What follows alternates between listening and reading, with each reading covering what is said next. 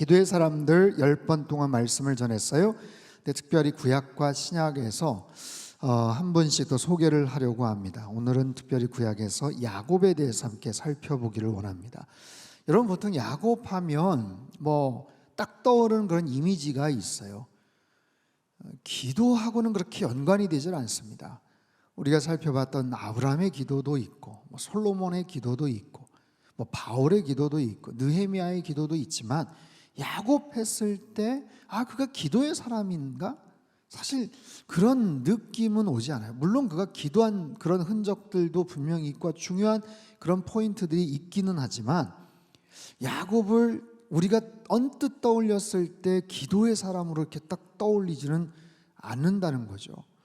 오늘 태훈이가 왔네요. 지난주에 우리 강사 선교사님 하도 태훈이 해서 제가 걱정을 제가 시험 들어서 다음 주에 못 나오면 어떡하나 했더니 우리 태훈이가 또 나왔습니다. 네. 온 성도들이 다 알게 생겼어요, 우리 태훈이를. 왜 그러냐면 야곱이 가진 지나치게 인간적인 그런 캐릭터 때문이 아닐까. 굉장히 인간적이고 굉장히 세속적인 가치관을 가진 그런 캐릭터. 그의 인생에 있어서 기도에 대한 정말 소개할 수 있는 분명한 대목들이 있지만, 야곱의 삶을 하나님께서 어떻게 만져가시는가, 또 변화되는가, 그의 인생에 있어서 어쨌든 그 기도를 통한 우리가 배울 수 있는 영적인 교훈들이 있다는 거죠.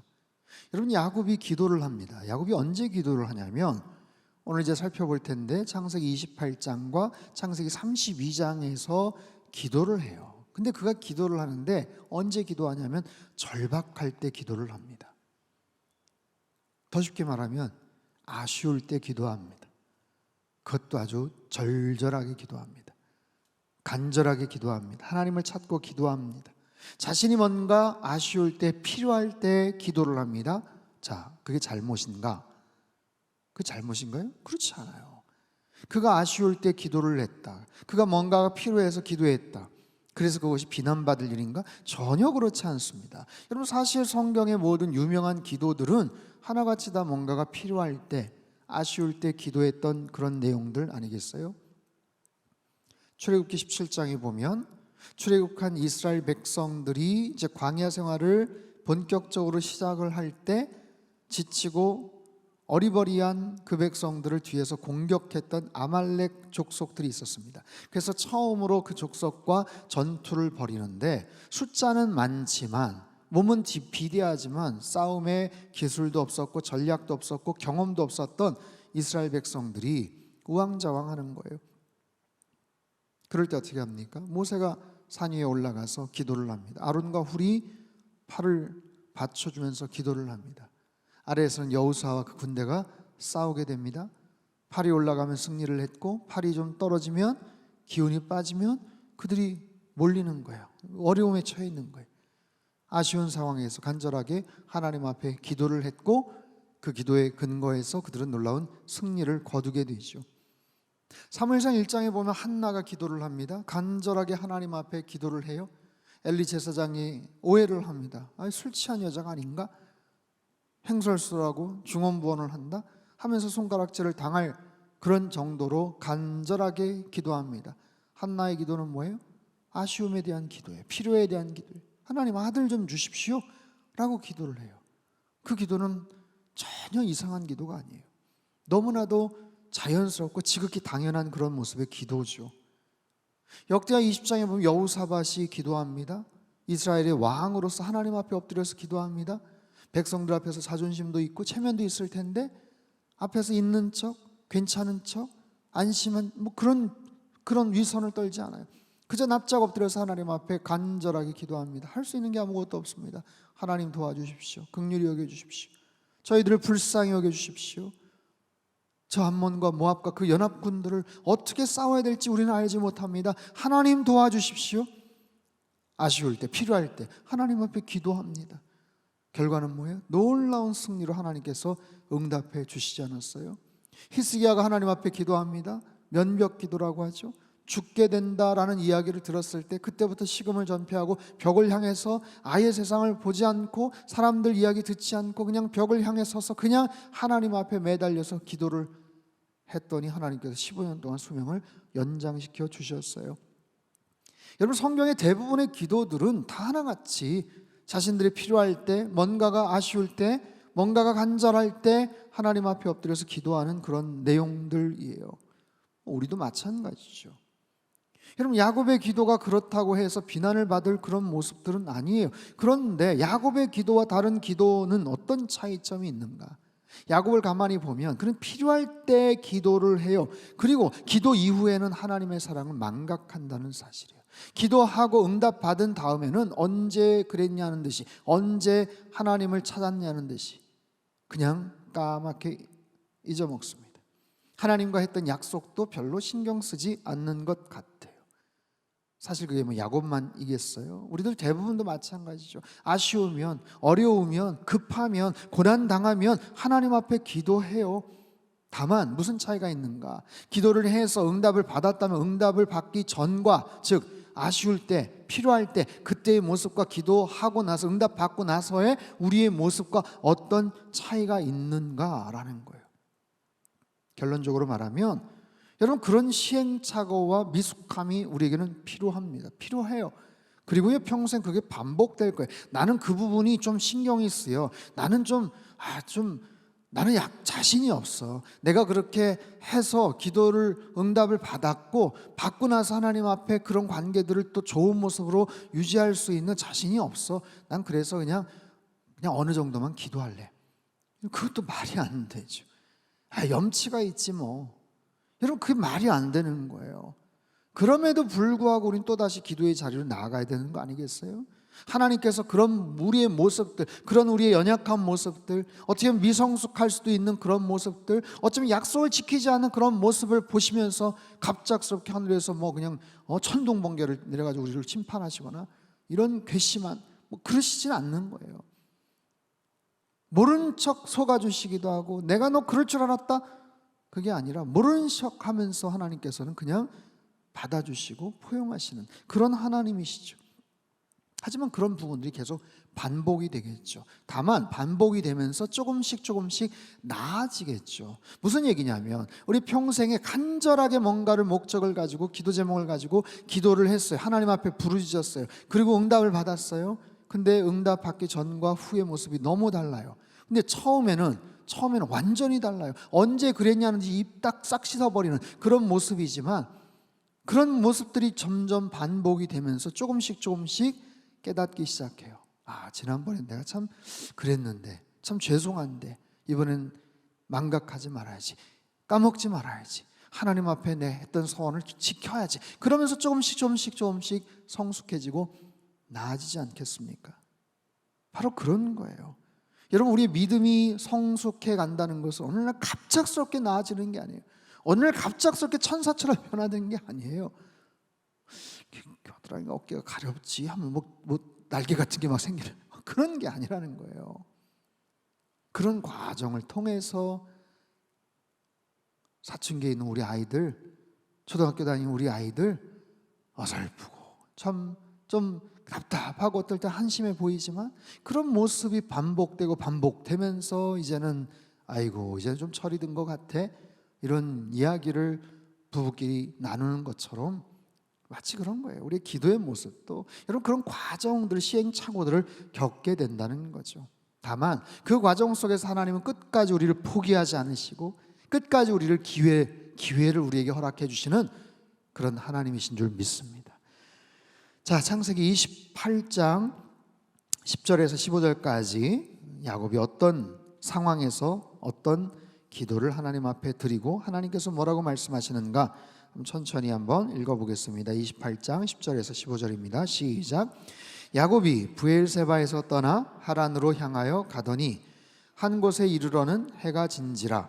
거기서 유숙하려고 그곳에 한 돌을 가져다가 베개로 삼고 거기 누워 자더니 꿈에 본즉 사닥다리가 땅 위에 서 있는데 그 꼭대기가 하늘에 닿았고, 또 본즉 하나님의 사자들이 그 위에서 오르락 내리락 하고, 또 본즉 여호와께서 그 위에 서서 이르시되 나는 여호와니 너의 조부 아브라함의 하나님이요 이삭의 하나님이라. 내가 누워 있는 땅을 내가 너와 내 자손에게 주리니 내 자손이 땅에 티끌같이 되어 내가 서쪽과 동쪽과 북쪽과 남쪽으로 퍼져나갈지며 땅의 모든 족속이 너와 내 자손으로 말미암아 복을 받으리라. 내가 너와 함께 있어 내가 어디로 가든지 너를 지키며 너를 이끌고 이 땅으로 돌아오게 할지라. 내가 내게 허락한 것을 다 이루기까지. 아멘. 15절 말씀은 특별히 참 중요하고 은혜로운 그런 말씀이죠. 여러분, 야곱은 형의 추격을 피해서 달아나고 있었습니다. 장자의 축복을 빼앗아 버린 거죠. 어머니와 같이 짜고 눈 어두운 아버지를 속이고 그렇게 해서 결국에는 장자의 축복을 그냥 꿀꺽 삼킨 거예요. 받은 거예요. 뒤늦게 사태의 심각성 또 상황을 파악한 형 에서는 동생이지만 가만두지 않겠다. 이를 갈고 복수를 하려고 하죠. 혼을 내주려고 하죠. 그런 상황 속에서 잘못하면 두 아들을 한꺼번에 다 잃겠구나 생각해서 어머니 리브가가 급하게 사랑하는 아들 야곱을 삼촌 집, 제가 오빠 집으로 시댁으로 친정으로 피신시키는 거죠. 그런 상황이에요. 그래서 야곱은 형의 추격을 피해서 달아나고 있었어요. 두렵죠. 막막하죠. 거의 집 바깥을 제대로 다녀본 적도 없었던 정말 집돌이였을 그 야곱이 난생 처음 800km 가까운, 그 당시 무슨 지도가 제대로 있습니까? 내비게이션이 있습니까? 삼촌 집으로 도망을 가야 되는 거예요. 형 에서가 언제 뒤에서 말을 타고 쫓아올지도 모르는 그런 두려운 상황, 그런 암담하고 막막한 상황. 그런데 꿈에서 하나님께서 특별한 사인을 보여주시는 거예요. 천사가 사닥다리, 하늘에 닿은 사닥다리 위를 오르락 내리락 하고 있고, 자고 있던 야곱이 사닥다리의 천사를 통해서 하나님을 경험해요. 하나님의 음성을 듣게 됩니다. 바로 이 장면. 여러분, 푸른 초장에 있는 야곱의 십자가 사진 한번 띄워주시죠. 잘 아시죠? 얼마나 멋진 작품입니까? 저게 모자이크 예쁘게 색깔해서 이렇게 크리스탈 해서 이렇게 붙인 그런 작품인데 그 아래에 누군가 쓰러져 있어요. 저 야곱이에요. 야곱. 우리 미화 십자가교회 오동섭 목사님의 작품이죠. 저게 저런 멋있는 작품이 하나 있었으면 좋겠다. 저랑 이렇게 얘기를 했는데 KTX 타고 서울 올라가면서 쓱싹쓱싹쓱 스케치하더니 저한테 한번 보내줬어요. 벌써 몇 년 전 얘기예요. 그러더니 이렇게 한번 디자인해서 뭐 그렇게 해서 아무튼 탄생한 좀 멋진 그런 작품입니다. 베델이죠. 하늘의 사닥다리. 천사는 보이지 않지만 저것을 신약의 십자가와 연결을 시켰어요. 구약과 신약의 만남, 하늘과 땅이 만나는 그런 복된 곳. 어쩌면 치열한 우리의 삶의 자리, 간절한 우리의 삶의 자리가 하늘로 연결이 되어 있고 주님의 십자가와 연결이 되어 있는 하나님의 집, 하늘의 문이라는 그런 의미의 그런 작품이죠. 여러분, 바로 이 베델이라는 곳에서 야곱은 하나님의 음성을 듣게 됩니다. 그리고 하나님 앞에 서원 기도를 드리죠. 그가 그 상황 속에서 하나님의 특별한 체험을 하고 나서 그가 하나님 앞에 뭐라고 고백을 하는가, 그간 기도의 내용을 한번 볼 텐데요. 16절부터 22절까지 우리 한번 천천히 읽어보겠습니다. 시작. 야곱이 잠이 깨어 이르되 내가 알지 못하였도다. 이에 두려워하여 이르되 두렵도다. 이곳이요 이것은 다름 아닌 하나님의 집이요 이는 하늘의 문이로다 하고, 야곱이 아침에 일찍이 일어나 베개로 삼았던 돌을 가져다가 기둥으로 세우고 그 위에 기름을 붓고 그곳 이름을 베델이라 하였더라. 이 성의 옛 이름은 루스더라. 야곱이 서원하여 이르되 하나님이 나와 함께 계셔서 내가 가는 이 길에서 나를 지키시고 먹을 떡과 입을 옷을 주시어 내가 평안히 아버지 집으로 돌아가게 하시오면 여호와께서 나의 하나님이 되실 것이요 내가 기둥으로 세운 이 돌이 하나님의 집이 될 것이요 하나님께서 내게 주신 모든 것에서 10분의 1을 내가 반드시 하나님께 드리겠나이다 하였더라. 자, 갈급했던 야곱, 아쉬움 속에서 두려워 떨던 야곱이 특별한 사인을 보고 하나님의 음성을 듣고 하나님 앞에 기도를 해요. 서원 기도를 드리죠. 세 가지입니다. 첫 번째, 나와 함께 계셔서 가는 이 길에서 나를 지켜 주십시오. 두 번째, 먹을 떡과 입을 옷을 주십시오. 세 번째, 평안히 아버지 집으로 돌아오게 해 주십시오. 그에겐 가장 필요하고 절실한 그런 제목들이에요. 에서의 추격, 에서의 위협 속에서 자신의 안전을 지켜달라고 기도를 합니다. 먼 길을 갑니다. 여러분 800km가 어느 정도인지 아니면 그 정도인지조차도 감이 전혀 없었을 야곱이 그저 한 며칠 분량의 떡과 그런 음식만을 챙겨서 떠나갔을 그 야곱이 걱정을 하는 거예요. 먹고 자는 것, 입는 것 하나님 앞에 채워달라고, 공급해달라고 기도하는 거예요. 그리고 평안히 돌아오게 해 주십시오 기도하는 거예요. 여러분, 야곱은 하나님에 대해서 잘 몰랐어요. 어떻게 기도하는지도 잘 몰랐어요. 하지만 그의 마음속에 있는 그 간절함, 그 절박함을 가지고 하나님 앞에 기도를 하는 거예요. 서원 기도를 해요. 결과적으로 힘든 20년의 시간, 정말 죽을 고생을 하고 힘든 시간 다 거치고 마침내 고향으로 돌아갈 수 있는 길이 열리게 되죠. 하지만 야곱은 하나님 앞에 서원했던 그 세 가지에 대한 그 어떤 것도 지키지 않습니다.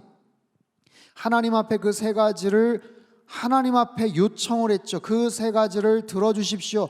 나를 안전하게 지켜주십시오. 먹을 것과 입을 것을 주십시오. 안전하고 편안하게 돌아오게 해주십시오. 그러면 하나님이 나의 하나님이 되실 것이고 이곳이 여호와의 집이 될 것이고 모든 소유물에서 10분의 1을 반드시 드리겠습니다 라고 하나님 앞에 약속을 합니다. 하나님께서는 야곱이 요청한 세 가지를 다 들어주셨지만 야곱은 자기가 했던 그 약속을 그 어떤 것도 지키지 않아요. 하나님이 나의 하나님이 되실 것이다 라고 얘기를 했지만 그렇지 못했어요. 그런 흔적이 없어요. 오히려 그의 가족들, 식솔들에게서 보면 온갖 우상이 넘쳐났던 흔적들이 보여집니다. 특별히 세 번째, 내가 가진 것에서 10분의 1을 드리겠습니다. 그냥이 아니 반드시 드리겠습니다 라고 약속을 해요. 하지만 하나님 앞에 뭔가를 드렸다는 이야기가 없습니다. 여러분, 야곱의 이름의 뜻이 뭐예요? 야곱은 에서의 쌍둥이 동생이죠. 발뒤꿈치를 붙잡고 태어났죠. 희한한 모습으로 태어나는 그 장면, 그 광경을 보면서 야곱이라고 이름을 진 거예요. 그것은 붙잡는 자다라는 뜻이에요. 붙잡는 자, 이 붙잡는 아이가 태어났다. 뭔가를 붙잡는 거예요. 움켜쥐는 거예요.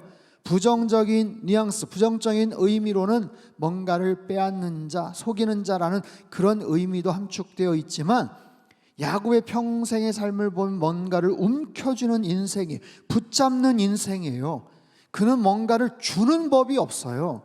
붙잡는 것은 기가 막히게 잘하는데 그것을 누군가에게 주지는 않아요. 주되 그냥 주지 않아요. 팥죽을 주지만 그 팥죽 조금 주면서 엄청난 것을 얻는 바로 그런 계산이 기가 막히게 빠른 사람이 바로 야곱 아니겠습니까? 평생 뭔가를 주는 것에 익숙하지 않은, 그의 사전에 주는 거라는 거는 없는 바로 그런 인생이 바로 야곱의 인생이에요. 근데 하나님 앞에 그렇게 약속을 해놓고도 전혀 지키질 않아요. 야곱의 인생에서 기도라고 할 수 있는 또 하나의 장면이 있죠. 창세기 32장입니다. 11절 12절 말씀을 우리 같이 한번 읽겠습니다. 시작. 내가 주께 간구하오니 내 형의 손에서 에서의 손에서 나를 건져내시옵소서. 내가 그를 두려워함은 그가 와서 나와 내 처자들을 칠까 겁이 나기 때문이니이다. 주께서 말씀하시기를 내가 반드시 내게 은혜를 베풀어 내 씨로 바다에 셀 수 없는. 여전히 야곱은 에서를 두려워하고 있습니다. 20년 전이나 지금이나 마찬가지예요. 20년 전에 비해서 야곱은 이미 큰 부자가 되었어요. 4명의 아내와 12명의 자녀가 생겼어요. 많은 재물과 또 소와 양떼들을 거닐고 자기 고향으로 돌아올 수 있게 되었어요. 하지만 그럼에도 불구하고 그의 심령, 그의 마음 가운데는 해결하지 못했던 숙제와 같은 에서와의 그런 만남이 기다리고 있었어요. 자객 400명을 이끌고 자신을 기다리고 있다는 이야기를 들은 야곱은 그야말로 후덜덜입니다. 이제 드디어 때가 됐구나. 드디어 이제 피하지 못하는 그런 상황이 됐구나. 그 상황에서 그는 한 번도 기도하지 않았다가 이제 다시 또 하나님 앞에 엎드립니다. 하나님 앞에 기도합니다. 내가 주께 간구하오니. 얼마나 간절하게 기도를 했냐면 갑작스럽게 신비한 인물, 신비한 어떤 존재가 나타나서 야곱과 붙잡고 씨름을 벌이게 되죠. 씨름을 하는 과정 가운데 환도뼈가 위골되었음에도 불구하고 그는 천사를 놔주지 않습니다. 얼마나 간절하게 절박하게 그렇게 하나님 앞에 매달리는가. 자, 24절에서 26절까지 말씀을 같이 한번 읽습니다. 시작. 야곱은 홀로 남았더니 어떤 사람이 날이 새도록 야곱과 씨름하다가 자기가 야곱을 이기지 못함을 보고 야곱의 허벅지 관절을 치매 야곱의 허벅지 관절이 그 사람과 씨름할 때에 어긋났더라. 그가 이르되 날이 새려 하니 나로 가게 하라. 야곱이 이르되 당신이 내게 축복하지 아니하면 가게 하지 아니하겠나이다. 자, 야곱은 참 대단하죠. 천사와도 씨름을 하고 물러서지를 않습니다. 환도뼈가 위골되었습니다. 여러분, 뼈가 부러진다는 건 얼마나 큰 아픔입니까? 운동을 하다가요, 축구를 하다가요, 갈비뼈에 금이 가거나 부러지는 그런 일들이 있어요. 근데 미세하게 금이 가는 경우는 그걸 잘 구분을 잘 못합니다. 뭔가 뻐근하고 뭔가 충격이 있는데 긴가민가하는 어떤 그런 상황들. 근데 계속해서 그 통증이 가시질 않아서 병원에 갔더니 벌써 금이 갔다. 아, 무슨 일이 있었습니까? 그러면서 금이 갔고 어떻게 뭐 할 수가 없잖아요. 기부스를 할 수 있는 것도 아니고 안정을 취하면서 뼈가 붙을 때까지는 있는 거예요. 여러분, 그런 정도의 뼈가 있지만 여기서 말하는 환도뼈는요, 이 고관절이에요. 거기가 부러졌다는 것은 이거는 말할 수 없는 고통과 통증을 유발을 했을 텐데도 불구하고 포기하지 않습니다. 붙잡고 매달립니다. 포기하지 않아요. 그리고 말합니다. 나를 축복하소서. 나를 축복하소서. 나를 축복하지 않으면 내가 보내지 않겠습니다. 라고 그렇게 간절하게 매달리는 거죠. 결과적으로는 하나님은 야곱과 에서를 화해시키시죠. 만나게 하셨죠. 밤새 에서의 그 심경이 변화될 만한 이유는 하나도 없었어요. 정말 복수의 칼날을 20년 동안 사그러들지 않는 그 복수심을 가지고 400명을 이끌고 동생 야곱을 만나러 드디어 단판 승부를 보기 위해서 왔던 그 에서의 마음이 도대체 무엇 때문에 바뀌었는지는 모르지만 창세기 33장에 보면 에서와 감동적인 상봉을 하죠. 서로 끌어안고 눈물을 흘리고 화해를 하고 용서를 구하고 바로 그런 아름다운 모습으로 하나님께서 그 둘과의 만남을 그렇게 만들어 주셔요. 이것은 놀라운 기도 응답이죠. 하나님께서 허락해 주신 거예요. 여러분, 사람의 마음은 쉽게 풀리지 않습니다. 사람의 마음은 쉽게 열리지 않아요. 특별한 경우 우리가 최선을 다해서 뭔가를 노력을 하겠지만 그렇지도 않은 경우는 그것은 하나님께서 풀어주셔야 돼요. 하나님께서 녹여주셔야 돼요. 하나님께서 어떤 계기를 만들어 주셔야 그 사람의 마음을 얻을 수가 있는 거예요. 그렇게 하나님께서는 정말 야곱의 20년 동안 헤매었던 그 마음속에 있었던 묵직한 돌덩이 같은 그 문제를, 그 실제적인 그 두려움을, 위협을 하나님께서 해결해 주셨죠. 그런데 보세요, 야곱 문제가 해결되고 나면 언제 그랬냐는 듯이 그런 행동을 해요. 약속을 지키지 않아요. 그의 행동은 변함이 없어요.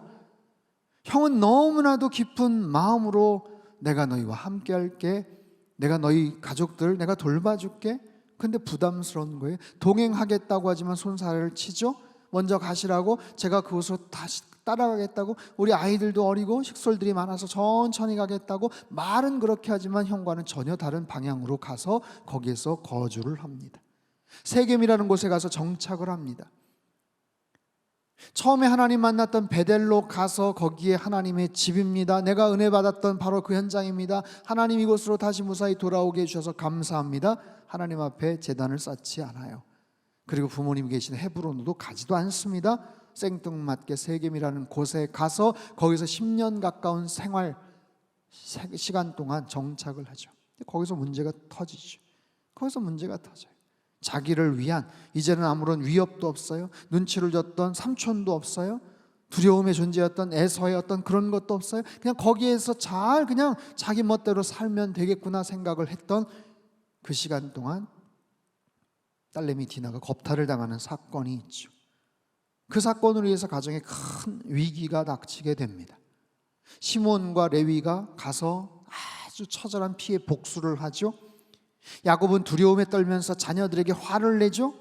자녀들은 그 무력하고 무책임한 아버지에게 대들죠.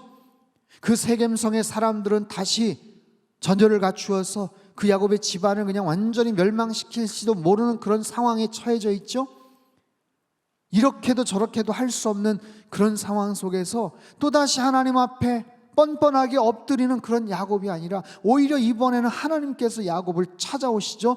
야곱에게 찾아오셔서 아주 중요한 말씀을 하세요. 창세기 35장 1절 말씀, 우리 큰 목소리를 같이 한번 읽겠습니다. 시작. 하나님이 야곱에게 이르시되 거기 거주하며 내가 내 형 에서의 낯을 피하여 도망하던 때에 내게 나타났던 하나님께 거기서 제단을 쌓으라 하신지라. 아멘.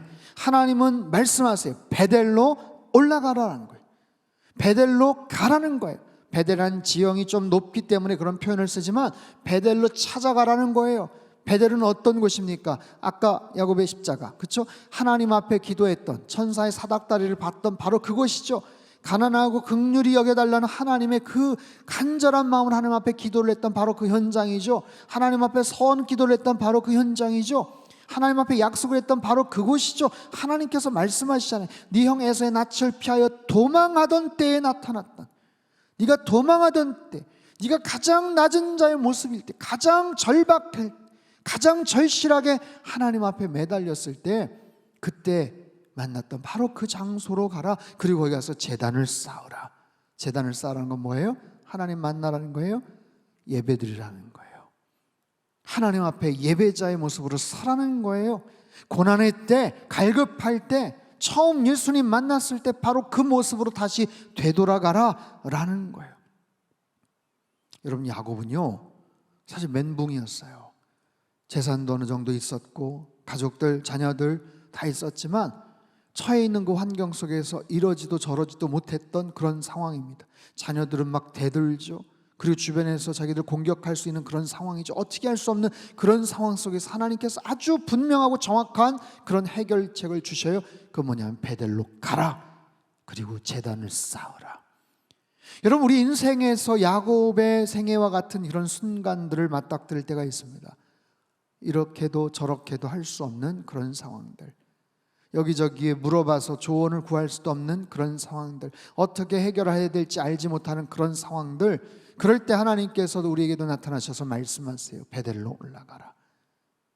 네가 가장 가난했을 때, 가장 갈급했을 때, 가장 나를 정말 절박한 마음으로 나를 필요로 했을 때, 그때 엎드렸던 그 장소로 가라. 그때 그 상황으로, 그 마음으로 다시 되돌아가라. 그리고 나를 향해서 제단을 쌓아라. 여러분, 문제가 해결될 수 있는 가장 중요한 그런 원칙, 그런 가장 중요한 해결 방법은 바로 예배예요. 하나님 앞에 예배드리는 거예요. 내 삶에 흐트러진 모든 부분 속에서 다시 하나님 앞에 겸손하고 가난한 심정으로 예배자의 모습으로 하나님 앞에 서는 것. 사랑하는 성도 여러분, 우리의 삶 속에 포스트 코로나 이후에 어떤 모습으로 우리가 살아가야 될까? 어떤 모습으로 예측을 하면서 어떻게 발걸음을 디뎌야 될까? 막막하고 암담한 그런 상황이 있지만 그런 상황에서 먼저 하나님 앞에 예배의 제단을 쌓으시기를 바랍니다.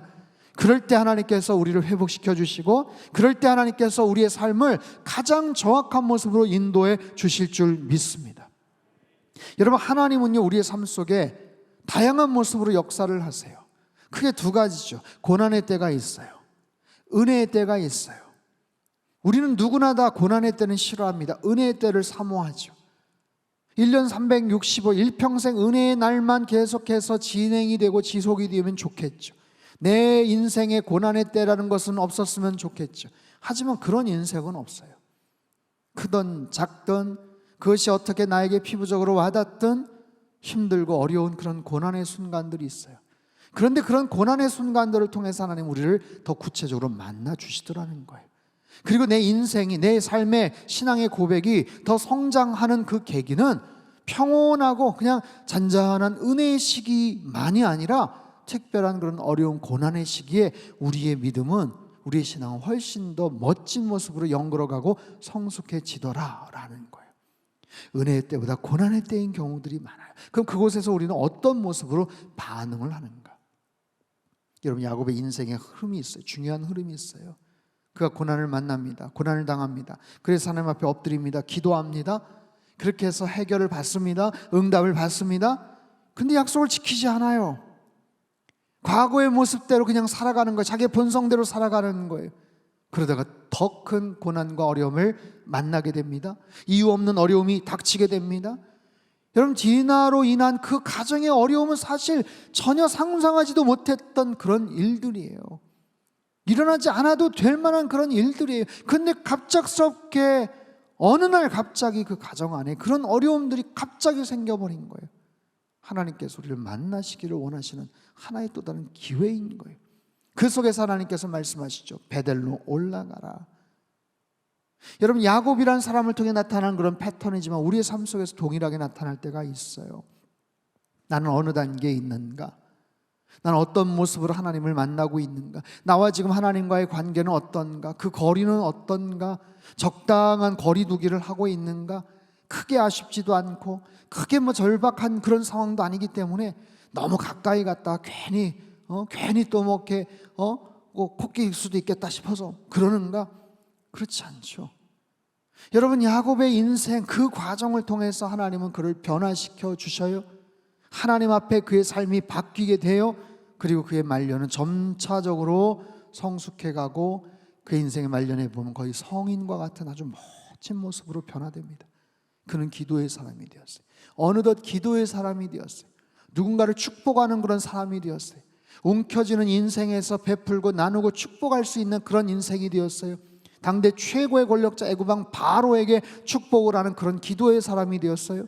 자신의 자녀들에게, 손주들에게 축복하는 그런 기도의 사람이 되었어요. 악착 같았던 그의 인생이 점차적으로 그 도끼가, 그 에너지가 쫙 빠지면서 그는 정말 평온하고 넉넉하고 인자한 모습으로 변하게 되었어요. 그리고 아주 낮고 작은 목소리, 몸짓만으로도 엄청난 영적 권위를 느낄 수 있는 영적 가장이 되었어요. 당대 최고의 권력자, 아들이긴 하지만 총리였던 요셉이 자기 두 아들을 축복해달라고 했었을 때 손을 맞추어서 그렇게 기도를 하지 않습니까? 아버지 지금 뭐 하시는 겁니까? 이쪽이 큰아들입니다. 이렇게 기도를 좀 해주셔야죠. 근데 야곱은 아랑곳하지 않습니다. 나도 안다. 하지만 하나님의 뜻은 거기에 있지 않아. 무슨 대단한 소리로 얘기했겠어요? 하지만 그의 말 한마디 한마디에는 권위가 실려 있었어요. 하나님을 향한 온전한 믿음의 향취를 느낄 수 있는 바로 그런 모습들. 사랑하는 성도 여러분, 야곱은 기도의 사람이었습니다. 야곱을 통해서 우리가 배울 수 있는 건 뭐예요? 그는 위기 앞에서 굉장히 냉정해지더라는 거예요. 그는 필요한 그런 상황 속에서 아주 절박하고 간절하게 매달립니다. 여러분, 이건 야곱에게 우리가 배워야 될 점이에요. 그것이 정말로 필요하다면 정말 사생 결단하면서 매달립니다.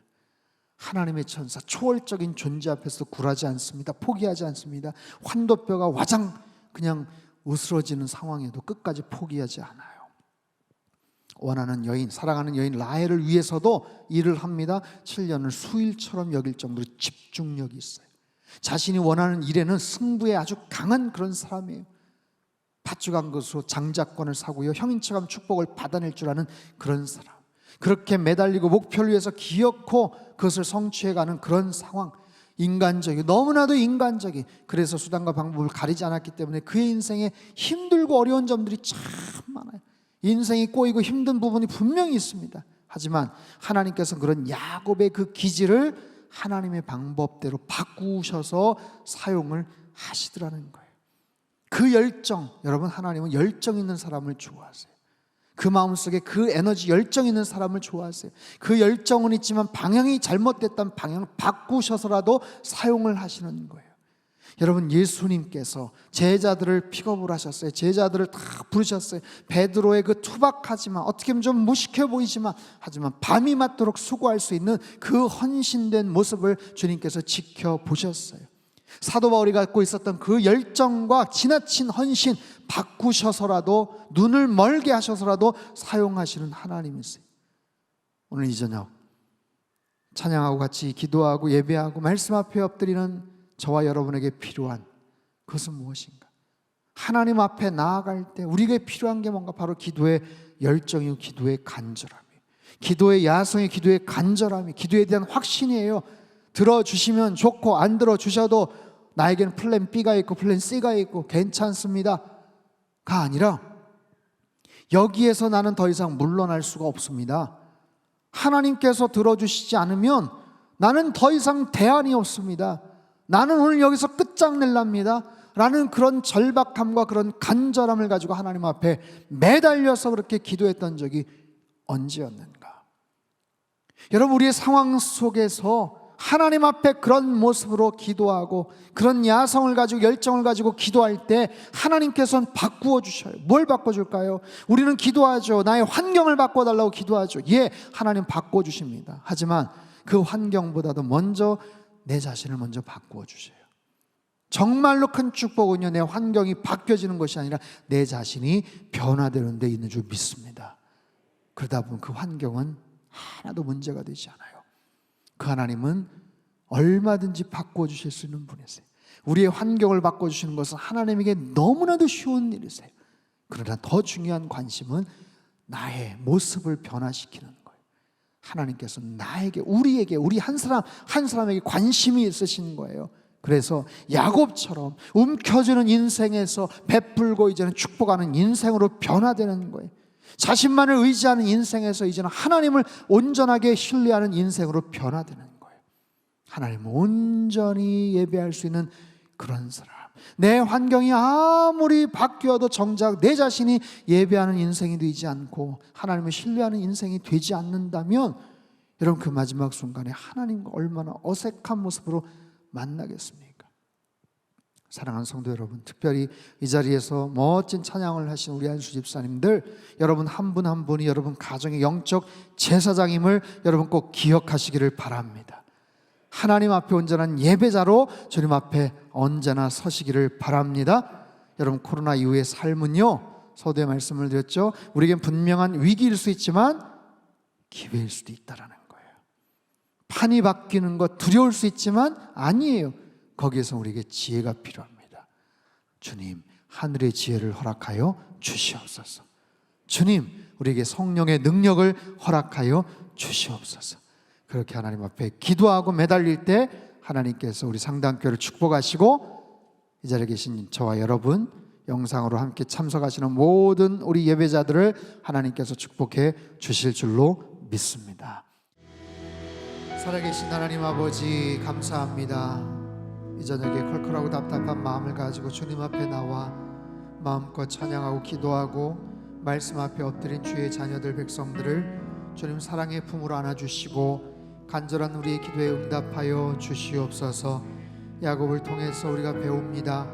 그의 인간적이고 세속적인 여러 가지 어설프고 부족한 모습들도 많지만, 문제를 당했을 때 간절하고 절박하게 하나님 앞에 엎드려 기도할 줄 알았던 그의 모습들이 우리의 모습이 되게 하시고, 그 과정을 통해서 나날이 변화되며 움켜쥐는 인생에서 베풀고 나누고 축복하는 인생이 되게 하여 주시옵소서.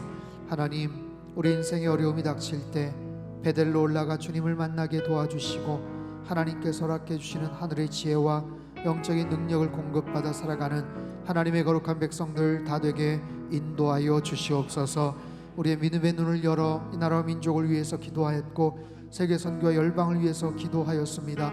하나님 50년, 60년, 70년 전만 해도 전쟁의 폐허로 인해서 전 세계에서 가장 가난했던 나라인데 하나님께서 이렇게 잘 살고 풍요롭게 하시고 전 세계에서도 하나님 이렇게 목소리를 낼 수 있는 그런 나라가 될 수 있도록 허락해 주신 것 전적인 하나님의 은총임을 믿습니다. 하나님, 지나온 세대에 우리 모든 믿음의 선진들이 또 믿음의 많은 선배들이 땀을 흘려 애를 쓰고 간절하게 부르짖고 전국 방방곡곡 산마다 기도원마다 그렇게 통회하며 자복하며 매달리며 기도했던 하나님 간절한 기도의 응답인 줄로 믿습니다. 하나님, 그런 기도의 야성을 저희들도 회복하게 하여 주시옵소서. 간절한 마음으로 주님 앞에 매달려 나라와 민족을 위해서 기도할 때 하나님께서 이 나라 민족을 다시 한번 세계의 우뚝 선 나라가 되게 하시고 영적 파수꾼의 역할을 감당케 해주실 줄로 믿습니다. 하나님, 북녘 땅을 긍휼히 여겨주시고 오미크론 확산세가 너무나도 심상치가 않은데 그 땅에 고통받는 영혼들 주님께서 붙잡아 주시며 김정은 정권이 하나님의 강력한 메시지를 깨닫고 하나님 회개하고 그 문을 열 수 있게 주님께서 도와주시옵소서. 바이든 미 대통령이 방한을 합니다. 그것이 남북 간의 관계나 한반도의 여러 정세에 긍정적인 모습으로 영향이 끼쳐지게 주님 도와주시옵소서. 전 세계에서 수고하고 애쓰시는 모든 선교사님들 그 사역이 중단되지 않기를 원합니다. 놀라운 부흥의 역사가 계속되게 도와주시옵소서. 선교사님들의 건강을 지켜주시고 그 가정과 자녀들 가운데 하나님의 은총을 날마다 풍요롭게 더하여 주시옵소서.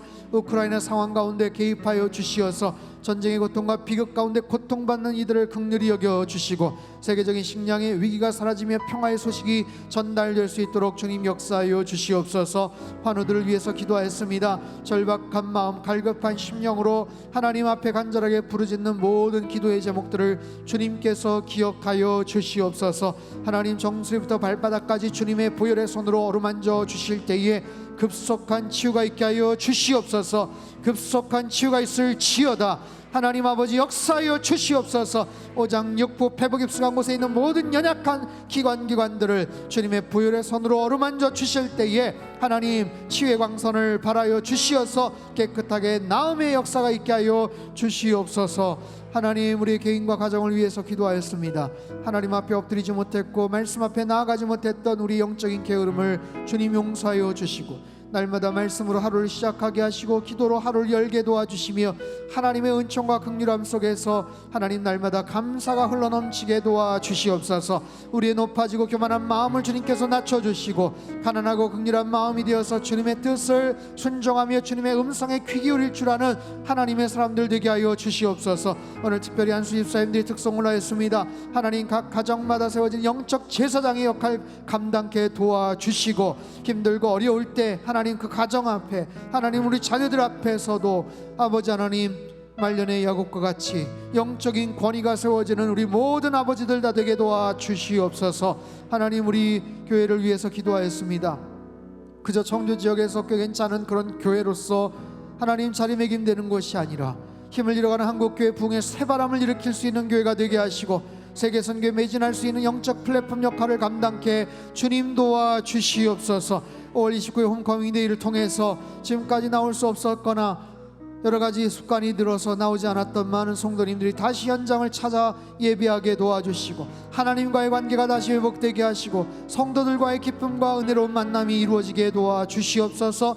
하나님, 교회 안팎에 또 그 전후에 있는 여러 가지 진행될 행사 가운데 물 흐르듯이 하나님께서 진행시켜 주시고 개입하여 주시어서 하나님 놀라운 은혜가 넘치며 오로지 하나님 앞에만 영광 올려드리게 도와주시옵소서. 이번 주일 예배 가운데 성령 하나님 기름 부어주시고 모든 공간과 시간과 장소마다 하나님 강력한 성령의 역사로 함께하여 주시옵소서. 하나님, 날마다 살아계신 하나님을 예배하는 거룩한 예배자들 되어지기를 원합니다. 말씀 앞에 엎드리게 하시고 날마다 기도로 소통하게 도와주시고 하나님 이 땅 가운데서 하나님의 뜻을 이루며 일평생 하나님께서 부르실 때까지 그렇게 헌신하며 매진하며 살다가 주님 나라에 갈 수 있도록 주님 우리의 모든 삶을 지켜 보호하여 주시옵소서. 이 저녁에도 귀한 물질 주님 앞에 올려드립니다. 하나님, 하늘의 신령한 복과 땅의 기름진 복으로 넘치도록 부어 역사하시고 쓰여지는 모든 곳에 하나님의 영광이 편만케 드러나게 하여 주옵소서.